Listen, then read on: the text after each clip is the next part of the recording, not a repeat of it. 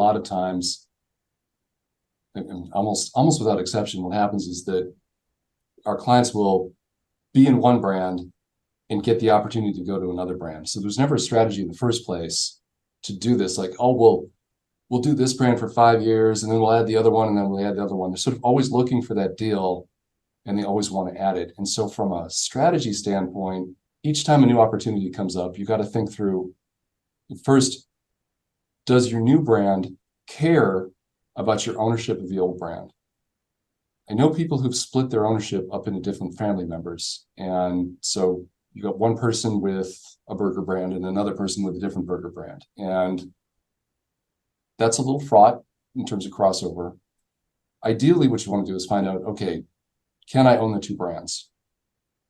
That's your first, from an ownership standpoint, that's your first question. Can I own the two brands? Assume the answer is yes. And assume that you qualify for the second brand, your new brand, for all the reasons, the operational reasons, and you've demonstrated to them that you've got enough heft, enough back of the office that you can take on a different brand. From there, it really goes to banking. Are you going to bank the whole thing, or are you going to bank it separately?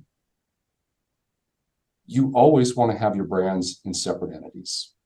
Do not put them in the same entity. I mean, it might seem simple and go without saying, but it doesn't go without saying. You always put your brands in separate entities. That way you have the option of banking them separately or together, as long as they are separately, because then you don't have to, if you have them in separate entities, then you've got a separate banking system where your deposits are being pulled into their own brand specific operating account and then going up to make the payments. And it gives you the option of having your stuff banked in tranches with two different banks, or together one whole piece wrapping it up.